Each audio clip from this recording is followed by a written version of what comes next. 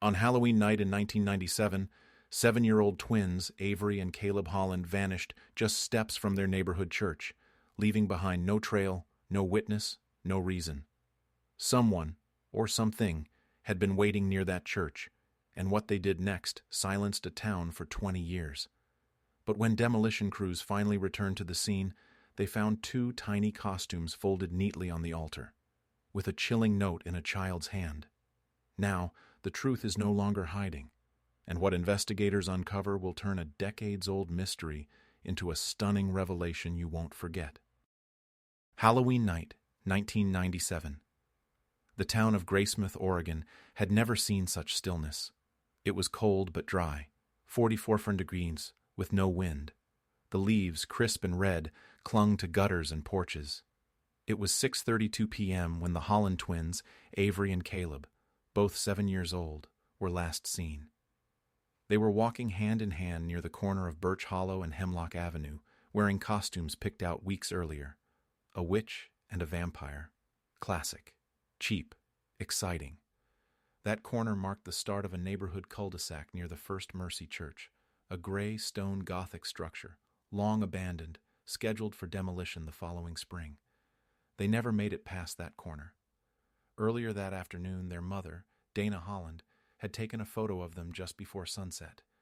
Avery's plastic broom slung under her arm, Caleb's red-lined cape whipping behind him in the wind as he ran down their front steps. The timestamp on the photo, October 31st, 1997, 5:18 p.m. They were supposed to be home by 7. They never came back.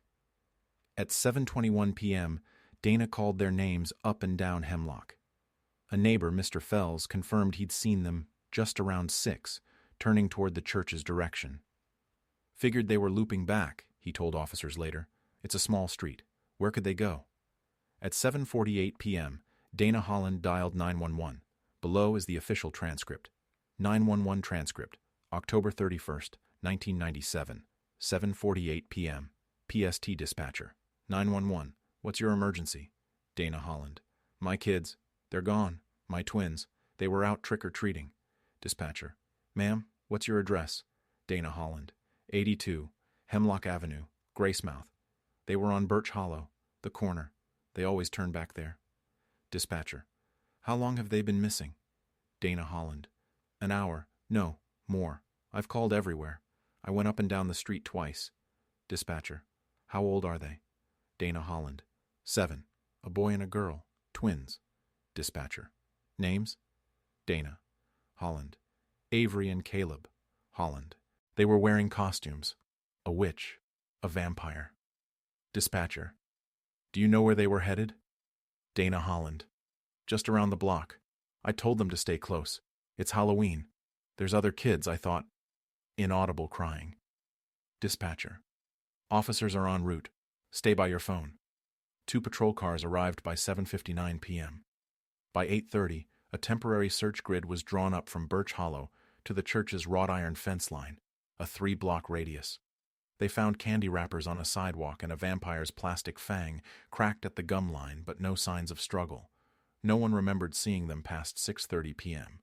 No other children recalled walking with them.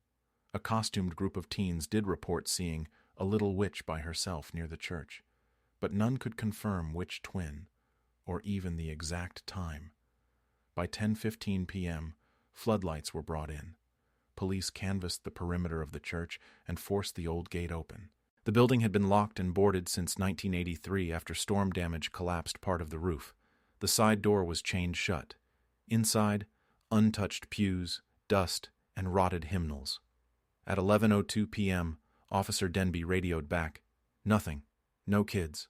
No footprints in the dust." The case was now an active child abduction. At midnight, the FBI was notified.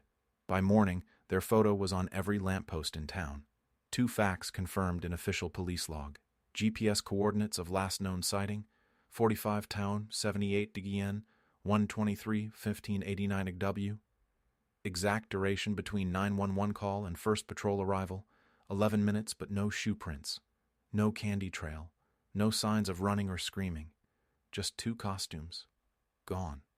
And across the street from the old church, someone had placed a single carved pumpkin lit. Its flame flickered until dawn. Police never determined who left it.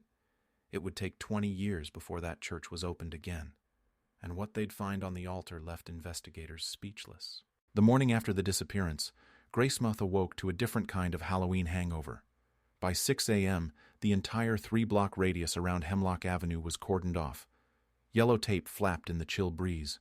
By noon, the Oregon State Police had joined the investigation. Helicopters, scent dogs, mounted patrol. Still no sign of the twins. The FBI officially assumed joint command at 2:15 p.m. on November 3, 1997. Their lead field agent, Marcus Dwyer, described the scene as eerily undisturbed, like they were lifted off the pavement. He wasn't exaggerating. Search grid. Day 1. Search area, 2.4 square miles. Personnel involved, 78 total, including 26 volunteers. Temperature, 38 degrees, dropping to 33 degrees overnight. Air support, Bell 206. Jet Ranger with flare camera. Findings, 1 candy pail, half full, traced to Avery. Her name was written inside in marker. Last cell tower. Ping, NA, twins had no electronics.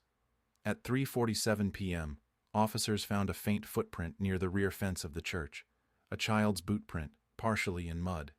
Lab analysis later revealed a tread match to Caleb's costume boots, but the direction was inconclusive. No drag marks, no companion print. Nothing indicated struggle or flight. That footprint gave us hope, said Officer Jenna Reeds, now retired. But it was one boot, one step, then nothing. Avery's broomstick was discovered in a hedge near a storm drain 4 blocks away. It appeared unbroken and dry. DNA swabs were inconclusive, no blood, no fingerprints. At a 5:15 p.m. press conference, Sheriff Nolan Grant made his first public appeal. Sheriff Grant: "We are working with federal partners. These are 7-year-old children. If someone took them, we ask, please, do the right thing. Drop them at a hospital, a church, anywhere safe. No questions asked." A community-organized search followed that night. Hundreds joined. Flashlights, flyers, prayers. A call-in tip line received 118 calls in 24 hours, none verified. One woman claimed she saw a van speeding down River Road, but her details changed each time she was contacted. Another caller described chanting near the church, but was later traced to a prank teenager. Despite round-the-clock work, by midnight on November 2nd, 48 hours had passed. No confirmed sightings, no ransom call, no message. Agent Dwyer summarized it in his report. They were either taken by someone who planned this perfectly, or by something we still don't understand. 2 additional confirmed details. Footprint depth, 0.3 inches, estimated pressure of 42-47 lbs, consistent with a 7-year-old boy. Avery's broom brand, Halloweenville Jr. 187, sold exclusively at Gracemouth's Value Mart, verified purchase on Oct 12. And yet, nothing moved forward. Every hour that passed closed another door. Hope turned brittle. Dana Holland, their mother, didn't sleep for 56 hours. On the morning of November 3rd, she collapsed from exhaustion and was taken to Gracemouth Regional. That same day, the children's grandfather drove to the First Mercy Church gates and taped up a note. "If you have them, give them back. If you're reading this, we are not afraid." He left a flashlight under it, burning into the night. No one ever took the note down. Call to action. If you remember that night, that street, or those costumes, share this story. Comment, "Hope," if you'd search forever. But while the case began losing momentum, something else was quietly building. The town had questions and rumors, especially about that church, especially about what wasn't supposed to be open that night, but maybe was. By November 3rd, the town of Gracemouth had shifted from shock to full-scale mobilization. The local sheriff's office turned the community center into a command hub. Satellite images, handwritten maps, and elevation models lined every wall. Search radius expanded from 2.4 to 7.8 square miles. That included forest edges, train yards, culverts, and the river embankment. This was no longer a neighborhood mystery. It was a region-wide manhunt. At 9:10 a.m., Aerial teams deployed a Bell 212 helicopter outfitted with a Kongsberg FLIR pod, sweeping the hills northwest of town. Ground crews were briefed on 6-hour rotation, assigned to search corridors based on age-adjusted survival zones for lost children. Statistically, 90% of missing children are found within 1.5 miles. The Holland twins had vanished in under 400 feet. Local volunteer Jillian Ford, a retired nurse, was assigned Sector D, wooded terrain behind the church. "I was the one who flagged the tree line. Thought I saw drag marks," she later told investigators. Turned out to be deer, but the way it lined up with the church doors, it felt wrong. At 1:12 p.m., a K-9 unit named Axel, trained in cadaver detection, alerted near a covered storm drain just north of the church perimeter. The grate was sealed with a rusted chain. A weld torch had to be brought in. Inside, decades of debris, no scent trail, no indication the drain had been used in years. At 3:27 p.m., a field agent retrieved surveillance tape from a home near Birch Hollow. A motion-triggered cam facing the street had been recording intermittently that night. On the footage, a dark figure can be seen walking toward the church around 6:40 p.m. No clear facial features, no children visible, just a tall silhouette, no return path caught. The timestamp, October 31st, 1997, 6:41 p.m. Another nearby camera caught nothing. The figure didn't pass back, didn't turn, just disappeared at the property edge. By 5:30 p.m., a press bulletin updated the public. No new confirmed sightings, but active leads are being followed. It was a carefully worded stall. The FBI had found nothing new. 2 confirmed facts from that day's log. K-9 Axel's alert radius, 11.2 feet from the storm drain lid. Helicopter FLIR record shows no human heat signatures after 6:42 p.m. in the 600-foot church corridor. By evening, volunteers began fading. National attention had started to wane.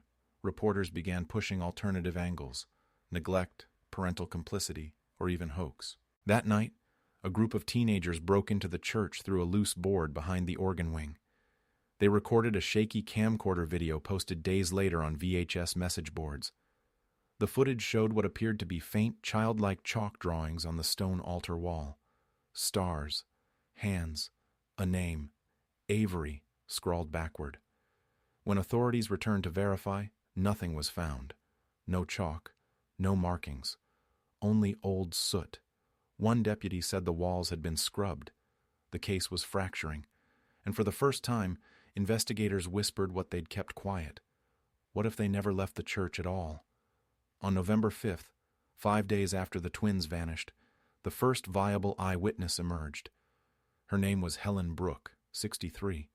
A longtime resident who lived 1 block from the First Mercy Church. She'd been hesitant to come forward, nervous, frail, and partially blind in one eye, but insisted she had seen something that night. She was interviewed by Agent Dwyer and local detective Elise Navarro inside her home. The recording was never released publicly, but excerpts from the transcript appear in the FBI's 1997 case file. Helen Brooke. I was at my front window. That's my routine. I knit, and I watch the corner. Agent Dwyer. What time, ma'am? Helen Brooke. Just after 6:30. The big kids were still out. I saw the twins pass my gate. The little girl waved. Navarro. Did you see anyone else? Helen Brooke. There was someone behind them, in black, very tall. Dwyer. A parent? Helen Brooke. No. No coat. Just a robe. I thought it was a priest costume at first. He stood at the church gate. Didn't move. Didn't follow. Navarro. Are you sure they went toward the church? Helen Brooke. Yes. That's where I last saw them. She was skipping. He was dragging his pail. Helen's sighting placed the twins at the church's main gate at 6:34 p.m., just 7 minutes before the security camera captured the unknown figure. But what shook investigators most wasn't her description of the robed man. It was the fact that Helen, who suffered from glaucoma and peripheral tunnel vision, was never able to see that corner clearly. Not at night. Not without her glasses, which her daughter confirmed she hadn't worn that evening. They pressed her for clarification. Helen simply said, I saw them because it felt like I was meant to. Later that night, Agent Dwyer authorized a second forensic sweep of the church, using a German Shepherd team and UV light equipment. Nothing was found in the main nave or bell tower, but in the vestry, tucked inside a broken confessional cabinet, one officer located a waxy remnant, what appeared to be a melted candle, embedded with red plastic. Lab results later identified the plastic as a match to the Holland twins' Halloween candy wrappers, specifically fun-sized cherry chews sold only in Gracemouth's October promotional run. 2 additional hard details from the forensic report. Partial wax residue mass, 28G, consistent with votive candles used in Catholic vigil rituals. Recovered plastic polymer ID, polypropylene type 5, batch 1473A, matched to ValueMart shipment dated October 18, 1997. At this point, whispers of ritual involvement started circulating. Quietly, agents began interviewing former clergy members associated with First Mercy before its closure in '83. One recalled a parishioner who had been excommunicated for holding private vigils after hours. Another described strange chalk markings on the altar that weren't part of any mass I knew. Still, nothing definitive tied those stories to 1997. The media, unaware of the wax find, focused instead on Dana Holland's second press appearance, a mother visibly unraveling on camera. Dana Holland: "My kids didn't run away. They were good. They were dressed to be seen. Somebody saw them. Somebody knows something." That night, an anonymous voicemail was left at the station. The caller didn't speak. Just one sound played for 18 seconds, a steady rhythmic tapping, like wood on stone. Then silence. A church acoustics expert later confirmed the echo matched the altar chamber in First Mercy. But the building had been sealed, and there was no dust inside. By November 10th, the initial momentum had collapsed. Over 300 tips had been reviewed, none actionable. Cadaver dogs had combed the Gracemouth riverbank 3 times. Psychics and self-proclaimed mediums had begun sending handwritten letters to the station. None led anywhere. The case was collapsing under the weight of too little, too late. Agent Marcus Dwyer returned to Portland. The FBI filed an official stall notice, reclassifying the case as active pending new evidence. It was the closest thing to declaring it cold. At 8:12 a.m. on November 11th, detectives boxed up all collected items: costume scraps, melted wax, security cam stills, search grid maps, witness sketches, and labeled the file GH97024, Holland, Avery, and Caleb, open, inactive. The box was stored in an evidence locker in the basement of Gracemouth County Courthouse, shelf C14. What remained was public grief, candlelight vigils, a town with too many theories and no truth. Over the next 6 months, Dana Holland appeared on 3 national broadcasts. None brought new leads. Donations helped cover private investigators and a billboard outside of Salem, but by the 1-year anniversary, no one had reported a single credible sighting. 2 confirmed dates from the official case timeline. The final K-9 unit deployment, November 22, 1997. The cold case reclassification filing, March 19, 1998. Detective Elise Navarro stayed on. She made it her mission to follow every rumor. She flew to Reno for a false tip. She staked out a bus station in Spokane. She even traveled to New Mexico to check out a school sketch resembling Caleb. It wasn't him. And yet, Navarro refused to close the file. The twins' bedroom remained untouched. Dana never moved. Every Halloween, she lit 2 lanterns on the porch, one shaped like a witch's hat, the other a vampire's grin. Year after year, no candy, no trick-or-treaters, just light. On the 5th anniversary, something strange happened. A small envelope appeared on the family's doorstep. No address, no stamp. Inside, a single Polaroid of the church altar. Empty. But behind the pulpit, barely visible in shadow, was what appeared to be a child's handprint drawn in white. Forensics couldn't confirm age or source. The photo paper was dated November 1st, 2002, meaning it had been taken just the day before. The church, by then, had been welded shut for years. No trespassing signs posted, metal barriers blocking every window. Inside, someone had left a mark. But why wait 5 years? And why just one photo? The trail faded again. Navarro transferred precincts in 2004. Dwyer retired in 2006. Graysmith forgot, mostly.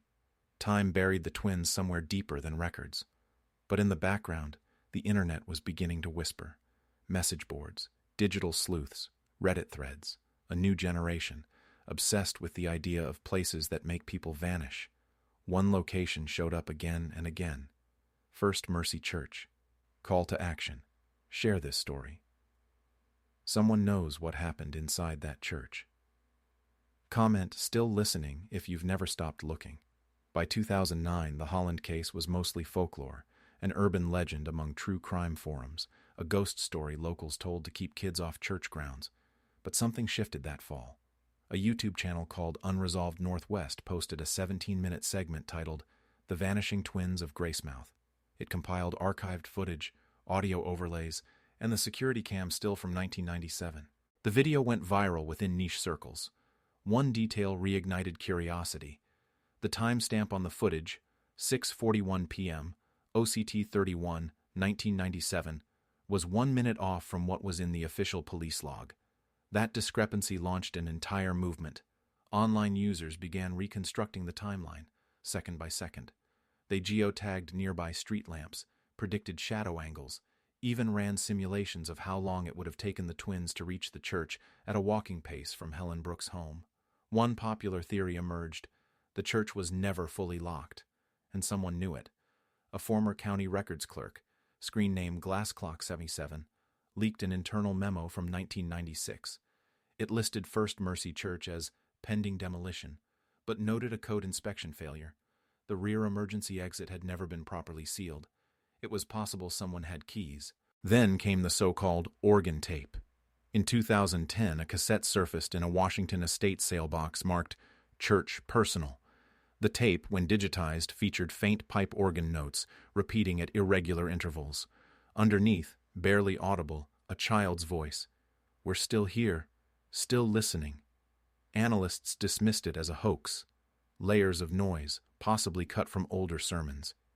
But metadata confirmed the tape was manufactured in 1998.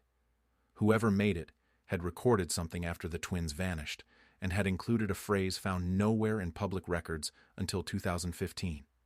That phrase would resurface on the altar 20 years later. 2 verifiable details from open-source documentation. The cassette model, TDK D60 Type 1 normal bias, batch discontinued in 1999. Audio match, 64% overlap with known First Mercy organ chords, recorded before 1983, closure interest surged. Independent sleuths began visiting Graysmith. Some broke into the church and uploaded grainy cell footage showing collapsed rafters, scorched hymnals, and graffiti, but none matched the original altar layout. Then, one user posted a chilling comment beneath the Unresolved Northwest video. "Check beneath the altar. Something was hidden. I saw them fold the costumes." The account was deleted within minutes. The IP was untraceable, bounced through proxies, but it reignited the case. Detective Elise Navarro, now retired, was interviewed for a 2012 podcast. She was asked why no one had ever moved the altar slab. "We weren't allowed," she said. "State preservation order. Historical Foundation blocked it. Said we'd need federal approval to disturb it." "But did I want to?" "Yes, every day. That altar feels like the end of something." By 2016, demolition permits were finally filed, and the church, untouched for 2 decades, was scheduled to be dismantled brick by brick. They would begin with the altar. On June 5, 2017, demolition began.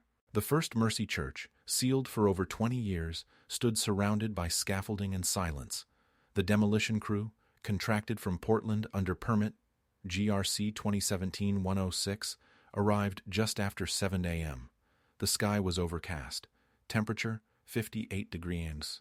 At 9:47 a.m., Foreman Eddie Truss radioed to halt interior dismantling. His crew had removed a structural brace from beneath the altar platform and found something odd.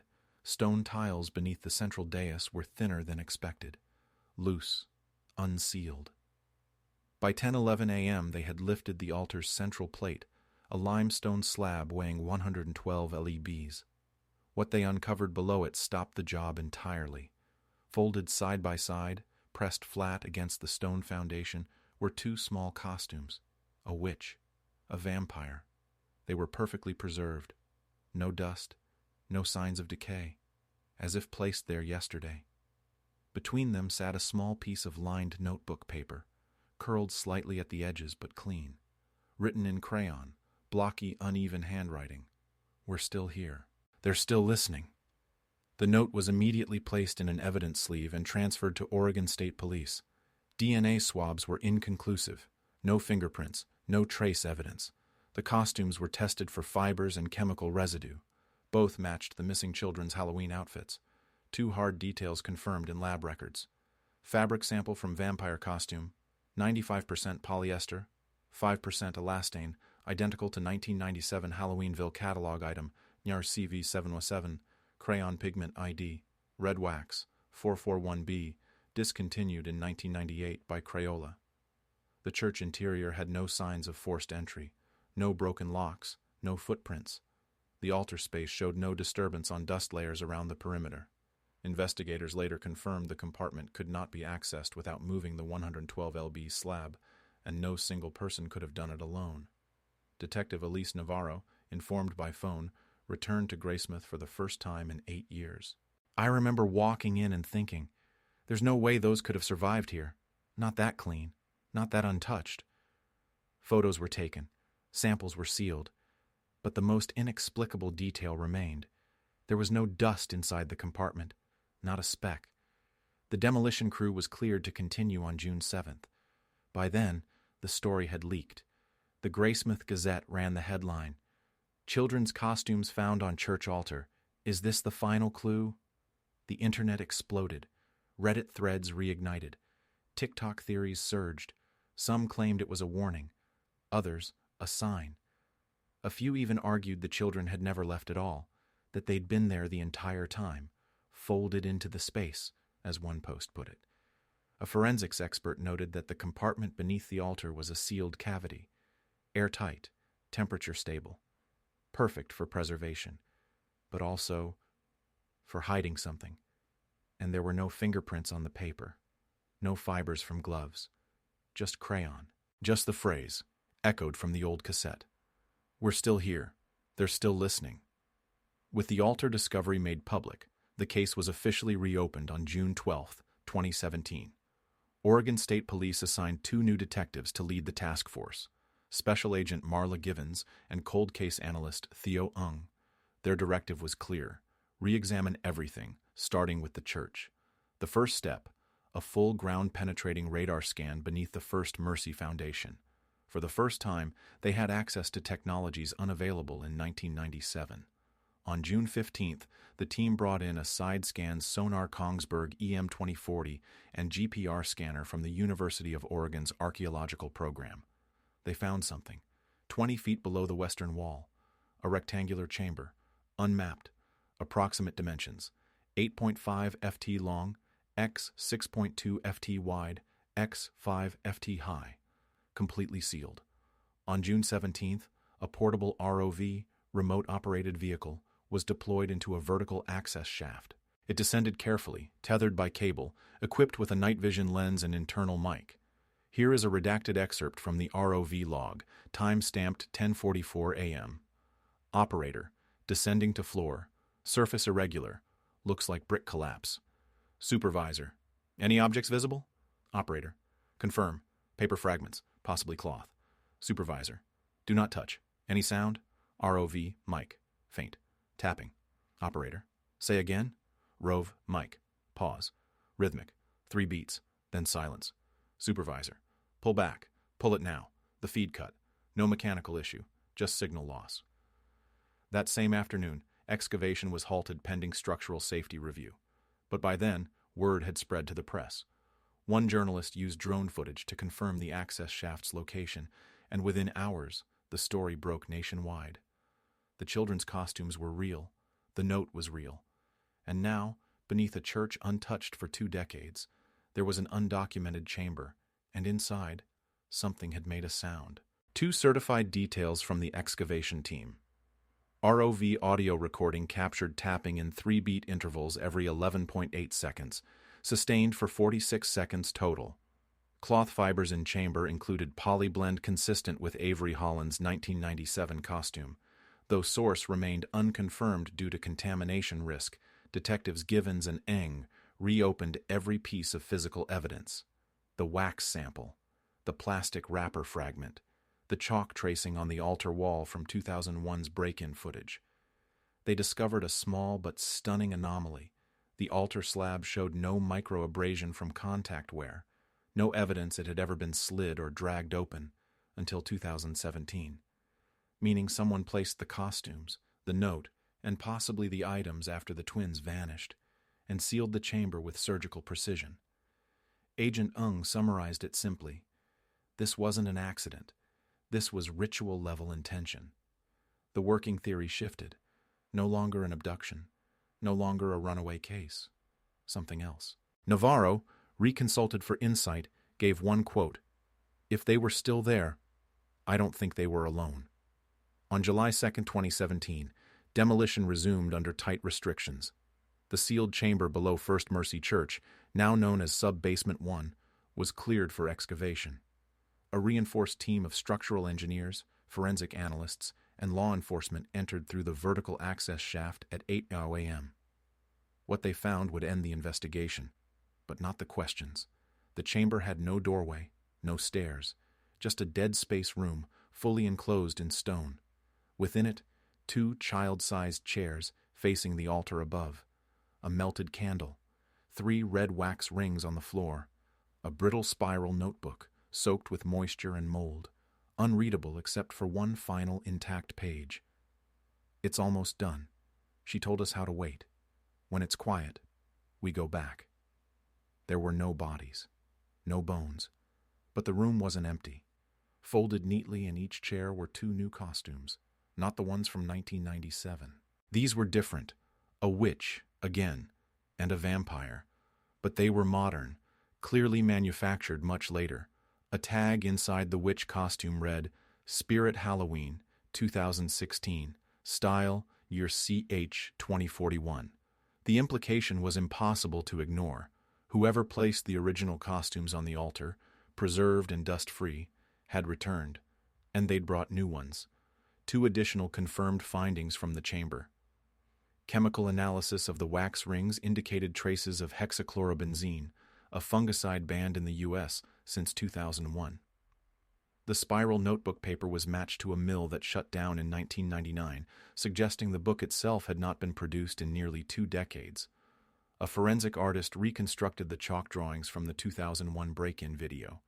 They matched symbols etched into the chamber floor: stars, circles, directional spirals, interpreted by cult crime analysts as containment glyphs, used not in worship, but in isolation. This was no sanctuary. It was a waiting room. In an emergency press conference on July 5, 2017, Oregon State Police delivered the final update. Agent Givens: "We cannot explain how these costumes survived intact for 20 years. We cannot explain how new ones arrived.